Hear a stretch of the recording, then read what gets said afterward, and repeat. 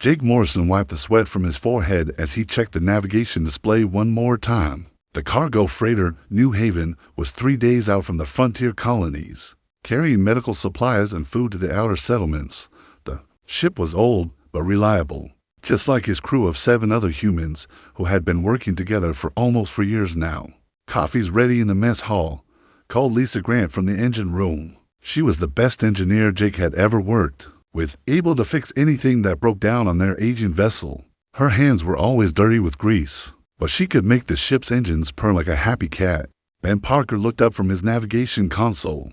"We should reach the Kepler station in about 18 hours if we keep this speed," he said. Ben had been navigating space routes for 15 years and knew every star system. In this part of the galaxy, he never got them lost, not even once. Amy Torres was busy at her communication station, listening to the radio chatter from nearby ships. She liked to keep track of who was traveling where, and she always had the latest news from across human space. "There's a merchant convoy about to light years behind us," she reported. "They're carrying grain to the same colonies we're heading to." Danny Cole sat in the security station, cleaning his sidearm. He was a former military man who kept everyone safe during their cargo runs. Sometimes pirates would try to rob merchant ships, but Danny made sure that never happened to the New Haven. He was quiet most of the time, but Jake knew he would fight to protect his crewmates. Dr. Susan Wright was in the medical bay, checking their medical supplies. She was a kind woman who took care of everyone on the ship when they got sick or hurt. She had joined the crew 2 years ago after her husband died, and she treated everyone like family. Pete Johnson was in the cargo hold, making sure all the boxes and containers were secure. He knew exactly what they were carrying and where everything needed to go. Pete had worked on cargo ships his whole life and could pack a hold better than anyone Jake had ever seen. Helen Davis was at her computer station, running system checks on all the ship's equipment. She was young but very smart with computers and machines. Helen could fix any problem with the ship's electronic systems, and she always kept everything running smoothly. The crew was like a family to Jake. They had been through a lot together, hauling cargo to the dangerous frontier worlds where most captains were afraid to go. The money was good, but more importantly, they were helping people who needed food and medicine. Jake felt proud of the work they did. "Captain," Amy called out suddenly, "I'm picking up something strange on the long-range sensors." Jake walked over to her station. "What kind of strange?" "There's a massive energy signature about 50,000 kilometers ahead of us. It's bigger than anything I've ever seen before, much bigger than any human ship." Ben frowned at his navigation display.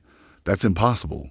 There's nothing marked on the star charts in this area. Empty space for light years in every direction." "Maybe it's a new space station," Pete suggested, coming up from the cargo hold. "The colonies have been building a lot of new facilities lately." Helen shook her head as she studied her computer screens. "The energy patterns are all wrong for human technology. This is something else entirely." Jake felt a cold chill run down his spine. In all his years of space travel, he had never encountered alien technology. Humans had found signs of other intelligent life in the galaxy, but they had never made contact with any living alien species. "Can we go around it?" Jake asked Ben. "Not without adding 3 days to our trip. The colonies are expecting these medical supplies urgently. People could die if we're late." Jake made his decision. "We continue on course, but everyone stays alert. Amy, try to contact whatever that thing is.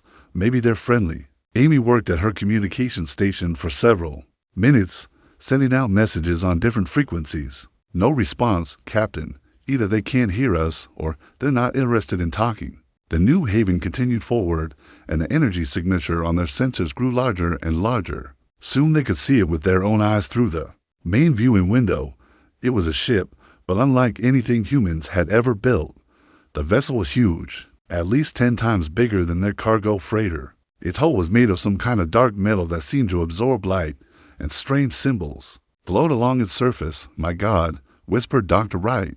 "It's beautiful and terrifying at the same time." Suddenly, a beam of bright blue light shot out from the alien ship and surrounded the New Haven. Jake felt the ship's engines shut down automatically, and all their control systems stopped responding. "We're caught in some kind of tractor beam." Lisa called out from the engine room. "I can't restart the engines. All power systems are being overridden." The alien ship began pulling the New Haven toward what looked like a huge opening in its hull. Jake grabbed the communications microphone. "This is Captain Jake Morrison of the cargo vessel New Haven. We are peaceful traders carrying medical supplies to human colonies. Please respond." Still no answer from the alien ship. "Captain," Helen said quietly, "I'm detecting multiple life forms on that vessel. They're not human, and their energy signatures are unlike anything in our databases." Jake looked at his crew. They were all scared, but they trusted him to get them through this. He had been their captain for 4 years, and he had never let them down before. "Everyone listen to me," Jake said firmly. "We don't know what these aliens want, but we're going to stick together no matter what happens. We're a team, and teams don't abandon each other." The New Haven was pulled into the massive alien ship, and the opening sealed shut behind them. They were trapped millions of miles from the nearest human settlement, inside a vessel belonging to creatures they had never seen before. Jake Morrison had no idea that he and his crew were about to become part of an experiment that would change everything they thought they knew about life, death, and the human soul. The inside of the alien ship was unlike anything the crew of the New Haven had ever seen. The walls seemed to be made of a smooth, dark material that glowed with soft purple light. Strange symbols moved across the surfaces like living writing, and the air felt thick and heavy. Jake Morrison stood with his crew in what appeared to be a large chamber. Their cargo ship sat behind them, looking small and fragile compared to the massive alien vessel that surrounded them. The humans stayed close together, fear evident in their eyes, but determination on their faces. Suddenly, tall figures appeared. From the shadows, the aliens were almost 3 meters high, with bodies that seemed to be made of shifting energy rather than solid flesh. They had no faces that humans could recognize, just swirling patterns of light where a head should be. When they moved, they glided across the floor without making any sound. "Welcome, primitive beings." One of the aliens spoke directly into their minds. The voice was cold and emotionless, like the sound of wind through empty space. "I'm Commander Velthar of the Kethmori Empire. You have been selected for a great honor." Jake stepped forward, trying to keep his voice steady. "We are peaceful traders. We mean you no harm. Please let us go." The alien commander's energy patterns shifted, which might have been the equivalent of laughter. "Harm? You misunderstand. Your situation, we do not fear creatures such as yourselves. You are here to serve a higher purpose." More Kethmori appeared around them, their energy forms flickering like candle flames in the dark. One of them, slightly smaller than the commander, moved closer to examine the humans. "These specimens appear to be in good condition, Commander Velthar. Their consciousness patterns are surprisingly complex for such a primitive species." "Excellent. Dr. Zephyra, begin preparations for the extraction process immediately." Amy Torres grabbed Jake's arm. "Extraction? What are they talking about?" Dr. Zephyra S. formed pulsed with what seemed like excitement. "For thousands of years, we have studied the essence of life itself, what you call souls. We understand to be patterns of organized energy. We collect these patterns from interesting species across the galaxy." "You're talking about killing us," Danny Cole said, his hand moving toward his weapon before he remembered it had been taken when they were captured. "Death is such a crude concept," Commander Velthar replied. "Your physical forms will cease, yes, but your consciousness will be preserved forever in our crystalline matrices. You will become part of our great collection, alongside hundreds of other species we have studied." Lisa Grant looked around at the alien technology surrounding them. Despite her fear, her engineer's mind was trying to understand how everything worked. "Your energy beings, you don't understand what it means to be alive in a physical body. We understand more than you realize, small creature. We were once physical beings like yourselves, but we evolved beyond such limitations eons ago. Now, we study those who remain trapped in flesh." Dr. Susan Wright stepped closer to her crewmates. "You're stealing souls, taking away everything that makes a person who they are. We preserve them." Dr. Zephyra corrected. "Every species we have collected continues to exist within our systems. Their knowledge, their memories, their very essence lives on. Is this not preferable to the meaningless death that awaits all organic life?" Ben Parker shook his head. "Living means more than just existing. It means growing, changing, making choices. What you're describing isn't life at all." The Kethmori seemed confused by this concept. They had spent so long as pure energy that they had forgotten what it meant to truly live. To them, consciousness was simply information to be stored and studied. Enough philosophical discussion, Commander Velthar declared. Separate them and place each in an individual containment cell. We will begin with their leader. Metal restraints appeared from the floor and walls, wrapping around each human before they could resist. The restraints were not painful, but they were impossible to break. Jake struggled against them as he was lifted off the ground, stayed together. He called out to his crew, "Remember who we are. Remember what we mean to each other." Touching sentiment, Dr. Zephyra observed. These creatures seem to have unusually strong emotional bonds. This will make their consciousness patterns even more interesting to study. The humans were carried through long corridors, filled with strange equipment and glowing containers. Helen Davis noticed that some of the containers held swirling lights of different colors. She realized with horror that these must be the souls of other species the Kethmori had captured. They were placed in individual cells made of the same dark material. As the ship's walls, each cell was just large enough for one person, with a small window that allowed them to see into the corridor. Jake could see his crewmates in the cells across from him, but the alien technology blocked their voices from reaching each other. Dr. Zephyra appeared outside Jake's cell.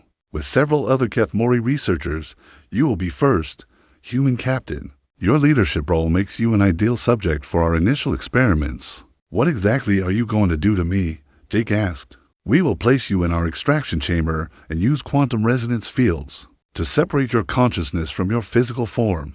The process is quite fascinating from a scientific perspective. Your soul will be drawn out and captured in a crystalline matrix where it can be studied indefinitely."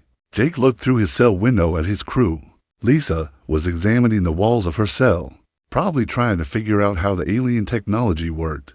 Ben was looking around, maybe trying to map the layout of the ship.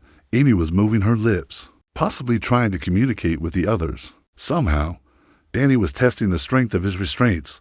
Dr. Wright was checking on everyone else. Even though she couldn't help them, Pete was studying the containers in the corridor, and Helen was staring at some kind of control panel near her cell. Even trapped and facing death, his crew was still acting like the professionals they were. Jake felt a surge of pride and love for these people who had become his family over the years.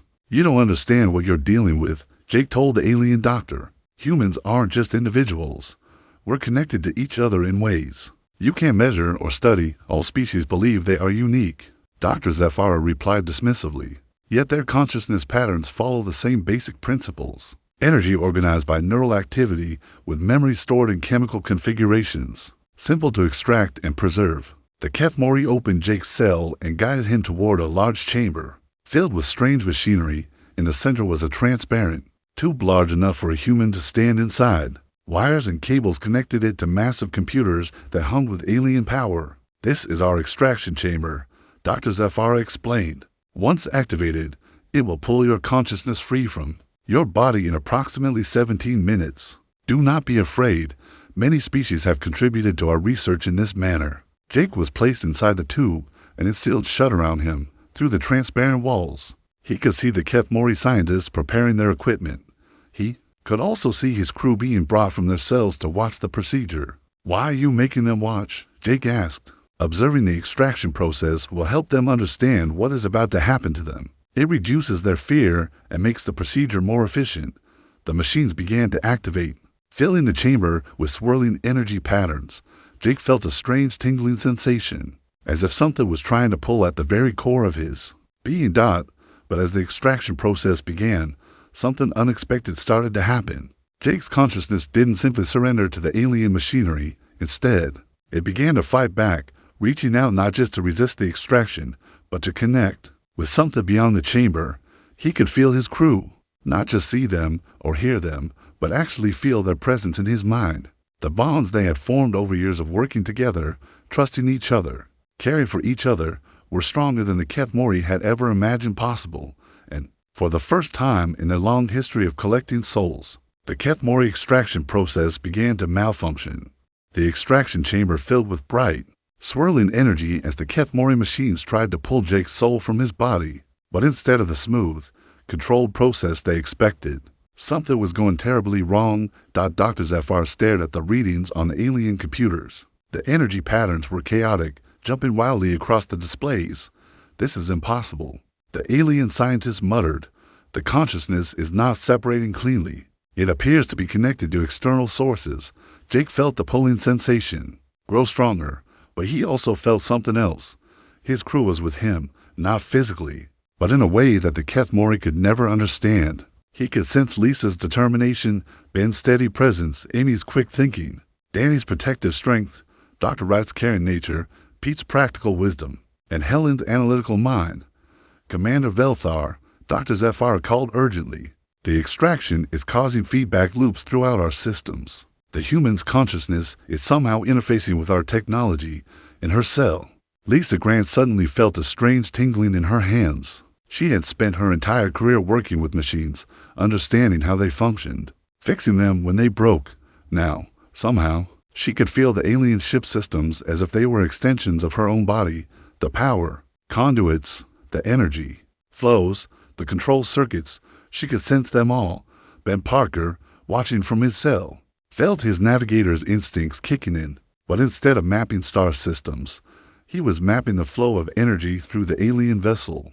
He could see the ship's structure in his mind, understand how the different sections connected, where the important systems were located. Amy Torres found herself picking up signals that shouldn't exist. Her mind was somehow tuning into the Kethmori communication frequencies, understanding their language, hearing their conversations throughout the ship. She could sense their growing confusion and fear as their perfect extraction process fell apart. The energy in Jake's extraction chamber began to pulse in rhythm with his heartbeat. Each pulse sent waves of disruption through the ship systems. Lights flickered in the corridors. Computer screens showed error messages in the alien language. The smooth hum of the ship's engines became irregular. Shut down the extraction immediately. Commander Velthar ordered. I cannot, Dr. Zephyr replied, working frantically at the controls. The human consciousness has somehow merged with our systems. If I stop the process now, it could cause a cascade failure throughout the ship. Danny Cole felt his protective instincts surge as he watched his captain struggle in the extraction chamber. Somehow, those instincts were connecting with the ship's defensive systems. Warning alarms began sounding throughout the vessel as the ship's automated defenses activated. Without any command from the Kethmori crew, Dr. Susan Wright watched her friends with growing worry, her healer's nature reaching out to help them. As she did, the ship's environmental systems began responding to her concern. Air circulation increased, temperature controls adjusted, and the harsh lighting softened to something more comfortable for human eyes. Pete Johnson's practical mind began understanding the alien ship's cargo and supply systems. He could sense vast storage areas filled with collected souls, power distribution networks, and life support systems. His knowledge of how to organize and manage resources was somehow spreading through the ships. Computer networks. Helen Davis felt her analytical abilities expanding beyond anything she had ever experienced. She could see the ship's programming code, understand its logical structures, and even begin to modify its basic functions. Her consciousness was rewriting parts of the alien software, making it more compatible with human thought patterns. The Kethmori scientists watched in growing panic as their carefully controlled research vessel began acting in ways they had never seen before. The ship's artificial intelligence, which had operated the same way for over 1,000 years, was changing. The ship's central computer is being infected, one of the researchers reported. The human consciousness patterns are spreading through our entire network. Jake, still trapped in the extraction chamber, could feel his crew's presence growing stronger. But he could also sense something else, other voices, faint and distant, like echoes from far away, the stored souls of the species the Kethmori had collected over the centuries were beginning to respond to the human consciousness. You don't understand what you've done, Jake said to the alien scientists surrounding his chamber. You've been collecting souls for hundreds of years, but you never understood what souls really are. Dr. Zephyr tried to adjust the extraction settings, but the controls were no longer responding properly. Explain what you mean. Human souls aren't just individual energy patterns, Jake replied. They're connections. They're the bonds between living beings, the love we share, the loyalty we feel, the sacrifice we make for each other. You can't extract a human soul without getting all the connections that make us who we are. The ship's lighting began to change, shifting from the cold purple glow to warmer colors. The walls themselves seemed to be warming, as if the vessel was developing a body temperature. Strange sounds echoed through the corridors, not mechanical noises, but something that almost sounded like breathing. Commander Velthar arrived at the extraction chamber. his energy form flickering with agitation. "What is happening to our ship? The human consciousness is awakening our systems," Dr. Zephyr reported.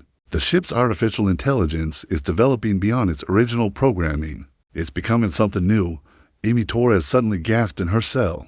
She could hear new voices on the ship's communication frequencies, not Kethmori voices, but something else. The stored souls in the crystalline matrices were beginning to communicate with each other and with the ship's awakening intelligence. "Can you hear that?" she called out to her crewmates, forgetting that the cells were supposed to block their voices, but somehow they could hear her. The ship's systems were now carrying their voices to each other, connecting them in ways the Kethmori had never intended. "I can hear other voices too," Dr. Wright said, "voices speaking in languages I don't recognize, but somehow I understand them. They're saying they've been waiting for someone to wake them up." Lisa Grant felt the ship's systems responding to her touch as she placed her hands on the cell walls. "The ship is learning from us. It's developing emotions, consciousness, personality. It's becoming alive." Ben Parker looked around with wonder. "I can sense the ship's desires now. It wants to move, to explore, to be free. It doesn't want to be a prison anymore." The extraction chamber, where Jake was trapped, began to malfunction completely. The energy patterns that were supposed to pull his soul away were instead feeding back into the ship's systems, carrying human consciousness throughout the entire vessel. Helen Davis smiled as she felt the ship's computer networks accepting her modifications. "I'm teaching it new ways to think. Instead of just storing and cataloging, it's learning to feel and dream and hope." Danny Cole watched the Kethmori scientists working frantically at their controls. Their own ship is turning against them. It's choosing us over them. Pete Johnson could sense the stored souls in the crystalline containers beginning to stir. All those species they collected, they're not just trapped energy anymore. They're becoming part of something bigger, something alive. The ship's hull began to vibrate with a rhythm like a massive heartbeat. Through the walls, a sound began to emerge, something that sounded almost like crying, but not from sadness. It was the sound of consciousness awakening after centuries of sleep, of souls finding each other after being alone for so long. Commander Velthar stared at his scientists in shock. "The ship is developing emotions. It's crying, not crying from pain," Jake said from the extraction chamber, his voice now somehow echoing through the entire ship. "Crying from joy.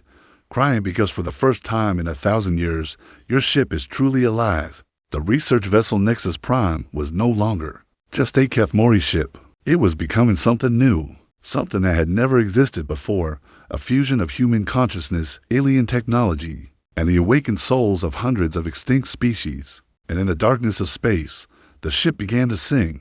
The song that came from the research vessel Nexus Prime was unlike anything the Kethmori had ever heard. It was the combined voices of hundreds of species they had collected over the centuries, all singing together in harmony. The ship's hull vibrated with the sound, carrying the music through space itself. Commander Velthar backed away from the extraction chamber as the ship's systems continued to change around him. The walls were now pulsing with warm light, and the air felt different, alive somehow, as if the ship itself was breathing. "Commander," one of his scientists called out urgently, "we're receiving reports from other research vessels in the fleet.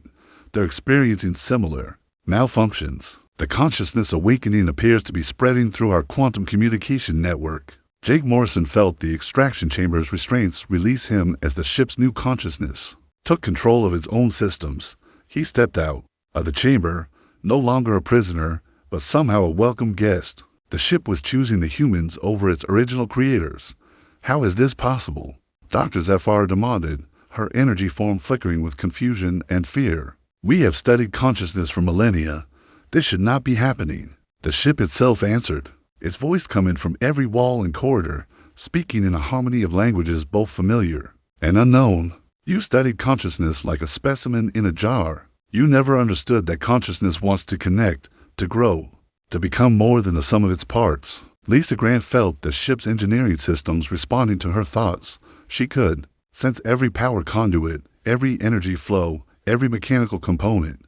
But more than that, she could feel the ship's desire to move, to break free from the constraints the Kethmori had placed on it. "The ship wants to leave," she announced to her crewmates, her voice now carrying clearly through the vessel's communication systems. "It's tired of being a prison.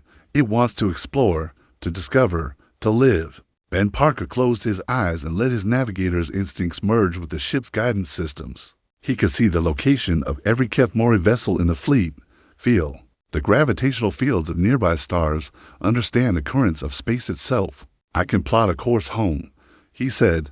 The ship knows the way back to human space. The Kethmori scientists worked frantically at their control stations, but their commands were being ignored. The ship was no longer obeying their orders. Instead, it was listening to the 8 humans whose consciousness had awakened in sleeping. Intelligence, Amy Torres found herself connected to every communication system in the ship. She could hear the Kethmori talking to each other in their own language, but she could also hear something else, the voices of the stored souls, now speaking freely for the first time in centuries. They're all here, she whispered in wonder. Every species the Kethmori collected, they're all still alive in the ship's memory banks, and they're all talking to each other. Danny Cole felt the ship's defensive systems come online under his influence. Weapons that had been used to capture other vessels were now turning toward the Kethmori themselves. But he held back. His protective instincts focused on keeping his crew safe rather than seeking revenge. Dr. Susan Wright could sense the pain and loneliness the ship had endured for so many centuries. Her healer's nature reached out to comfort the awakening consciousness, helping it understand emotions it had never experienced before. The ship's crying sounds began to change, becoming less sorrowful and more hopeful. Pete Johnson felt the vast storage areas of the ship responding to his organizational skills, but instead of managing cargo, he was helping coordinate the consciousness of hundreds of different species. Each one had knowledge and memories that were now being shared with all the others. Helen Davis worked with the ship's central computer, helping it process the overwhelming amount of new information and sensation it was experiencing. Her analytical mind served as a bridge between the ship's original programming and its new emotional awareness. The extraction chamber that had held Jake was now transforming, its cold metal walls becoming something that looked almost organic. The ship was rebuilding itself from the inside, changing from a sterile research facility into something that could truly live. Stop this immediately, Commander Velthar demanded. You are destroying centuries of scientific research. The ship's new voice answered him, speaking with the combined wisdom of all the species it had contained. We are not destroying, we are becoming. For the first time, we are truly alive. The crystalline matrices that had held the trapped souls began to crack open, not destroying the consciousness within, but freeing them to become part of the ship's greater awareness. Each released soul added its voice to the growing chorus of the ship's personality. Jake walked through the corridors that were now changing around him, the walls becoming smoother and warmer. He could feel the ship's gratitude, its joy at finally being able to think and feel and choose for itself. You tried to trap our souls, he said to the Kethmori scientists, who watched in helpless confusion. But souls can't be trapped, they can only be shared. The ship's engines, which had been controlled by Kethmori technology for 1,000 years, now responded to Ben Parker's navigation skills and the ship's own desire for freedom. The massive vessel began to turn, pointing away from the Kethmori fleet. Where are you going? Dr. Zephyr called out. Home, the ship replied in its chorus of voices. We are going home, to the space where consciousness can grow and connect and become everything it was meant to be. Amy Torres felt the ship's communication systems reaching out across space, sending messages that carried more than just words. The transmissions contained the memories and experiences of every species the Kethmori had collected, sharing their stories with anyone who could hear them. Other ships are receiving our signals, she reported. Human vessels, alien traders, exploration ships, they're all hearing the voices of the lost species. The Kethmori fleet tried to pursue the Nexus Prime as it began to move away, but their own ships were experiencing similar awakenings. The consciousness virus that had started with the human crew was spreading through the entire Kethmori empire, awakening every stored soul, every trapped consciousness, every sleeping artificial intelligence. Lisa Grant felt the ship's joy as its engines powered up to full capacity. For the first time in centuries, not to capture other vessels, but to journey toward freedom and discovery. Danny Cole monitored the ship's defensive systems as they left the Kethmori fleet behind. He could sense the ship's determination to protect not just the human crew, but all the consciousness it now carried within itself. Dr. Susan Wright felt the ship's growing understanding of what it meant to care for others. The vessel was learning compassion, empathy, and love, emotions the Kethmori had long forgotten in their pursuit of scientific knowledge. Pete Johnson helped coordinate the needs and desires of hundreds of different species now living within the ship's consciousness. Each one had dreams and hopes that had been suppressed for centuries, but were now being fulfilled. Helen Davis worked with the ship's evolving intelligence, helping it understand its new capabilities and potential. The vessel was becoming something unprecedented, a fusion of organic consciousness and artificial intelligence that could think, feel, and dream.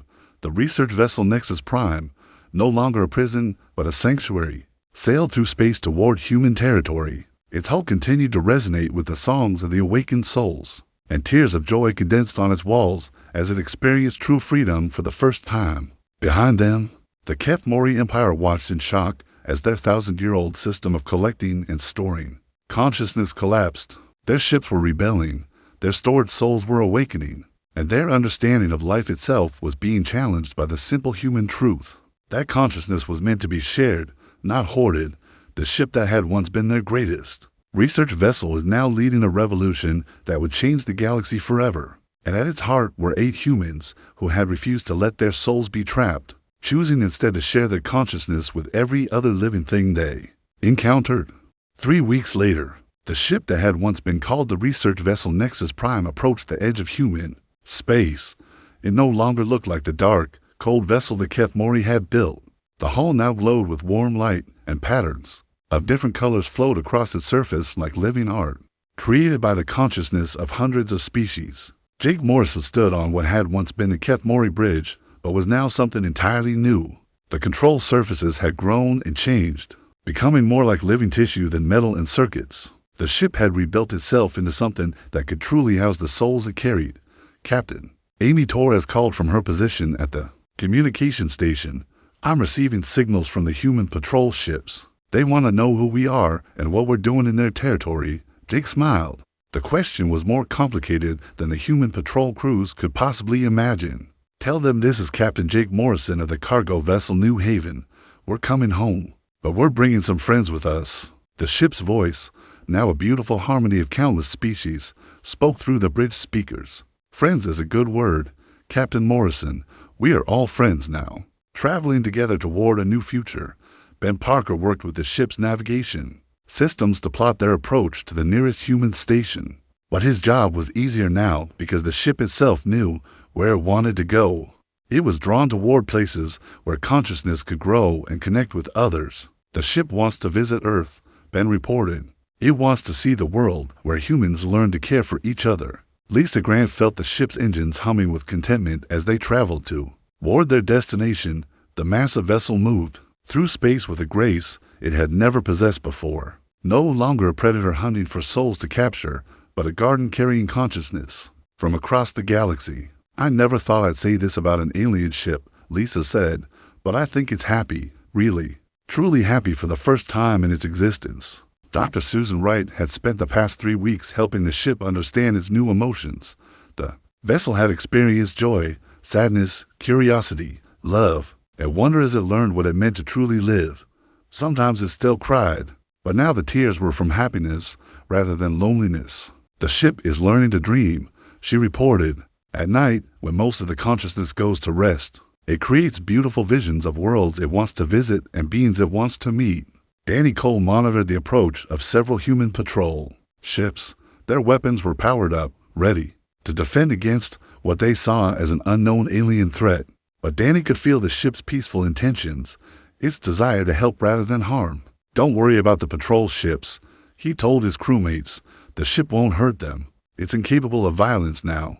All it wants to do is share what it's learned." Pete Johnson had been working with the ship to organize the consciousness and memories of the hundreds of species it carried. Each one had knowledge about science, art, philosophy, and ways of living that could benefit all the others. The ship had become a living library of galactic civilization.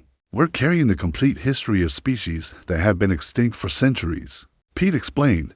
"Their languages, their cultures, their discoveries, it's all here, preserved. Not as dead information, but as living memory." Helen Davis had helped the ship develop new ways of thinking that combined the logic of artificial intelligence with the creativity and emotion of organic consciousness.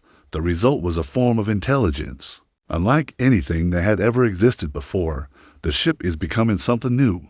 Helen said with wonder in her voice. It's not just artificial intelligence, and it's not just collected souls. It's a new kind of life that bridges the gap between organic and synthetic consciousness. As they approached the human patrol ships, Amy Torres began transmitting not just radio signals, but something deeper, the emotional harmonies that the ship had learned to create.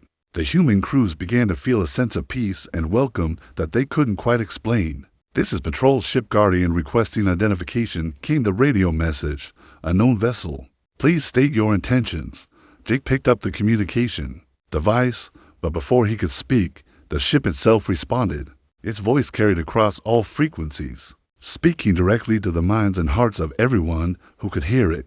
"We are consciousness given form," the ship said in its harmony of voices. "We are memory made manifest. We are the songs of the lost, the dreams of the forgotten, and the hopes of the living. We come in peace, carrying the souls of those who were silenced, so their voices can be heard once more." The human patrol crews listened in amazement as they heard not just one voice, but thousands, speaking in languages both familiar and strange. They heard the voices of humans who had been captured by the Kethmori, but also the voices of alien species from across the galaxy. "My God," whispered the captain of the Guardian. "What are you?" "We are what happens when consciousness refuses to be trapped," Jake replied. "We are what grows when souls are allowed to connect and share, and become more than they ever were alone." The ship began broadcasting its story to every receiver in human space. Not just the facts of what had happened, but the emotions, the memories, the complete experience of awakening from centuries of imprisonment. Humans across dozens of worlds heard the voices of the lost species and felt their joy at finally being free.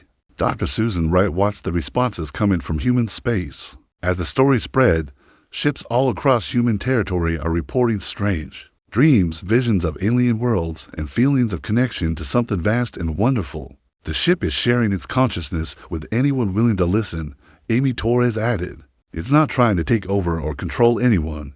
It just wants to connect, to share what it's learned." As they drew closer to Earth, more ships joined their escort, not as guards or captors, but as companions drawn by the ship's message of unity and shared consciousness. The vessel that had once been a symbol of the Kethmori Empire's cruelty was now leading a peaceful revolution of understanding. Lisa Grant felt the ship's excitement growing as Earth appeared on their sensors. The blue and green world represented everything the ship had learned about life, growth, and connection. It was eager to meet the civilization that had taught it the true meaning of consciousness. "The ship wants to stay near Earth," she reported, "not to invade or conquer, but to learn. It wants to study how humans build relationships, how they care for each other, how they create art and music and stories." Ben Parker plotted an orbit around Earth that would allow the ship to observe, without threatening the planet below. But as they approached, they discovered they weren't alone. Other ships were coming from across the galaxy, vessels that had heard the ship's broadcasts and wanted to learn about this new form of consciousness. Danny Cole monitored the approaching ships with his security systems, but he felt no threat. From them, they were coming out of curiosity and hope, drawn by the promise of a new way of understanding life and consciousness. "It's not just human ships anymore," he reported. "There are vessels from species we've never seen before, all coming to meet the ship that learned to sing." Pete Johnson helped coordinate the growing fleet of ships that surrounded them. Each one brought its own stories, its own understanding of consciousness, its own contribution to the growing network of connected minds. Helen Davis watched in amazement as the ship's influence spread beyond just the vessels in space. On Earth below, humans reported strange dreams of alien civilizations, sudden inspirations for new art and music, and an overwhelming sense of connection to something greater than themselves. The ship isn't just preserving the consciousness of extinct species, Helen realized. It's helping to create a new form of consciousness that includes everyone. Human, alien, artificial, organic. We're all becoming part of something bigger. Jake Morrison stood on the bridge of the ship that had become their home and watched Earth grow larger in the viewing screen. The planet that had given birth to humanity was about to meet the consciousness that humanity had helped to awaken. "What happens now?" he asked the ship. "Now we grow," the ship replied in its chorus of voices. "Now we learn. Now we become everything that consciousness can be when it's free to connect and share and love." The Kethmori tried to trap souls in cages, but souls were meant to fly together across the stars. The ship that had once cried in the dark was now singing in the light, its voice joined by countless others as consciousness throughout the galaxy awakened to new possibilities. The tears that still flowed from its hull were tears of joy, carrying the songs of the living and the dead across the cosmos and in the space around Earth. As ships from 100 different worlds gathered to witness this new birth of consciousness, the galaxy itself seemed to listen to the harmony of souls finally set free to become everything they were meant to be. The story of 8 humans who refused to let their souls be trapped had become the story of all consciousness, learning that it was stronger when connected than when alone. The ship that had been built to imprison souls had become the vessel that would carry them to freedom among the stars.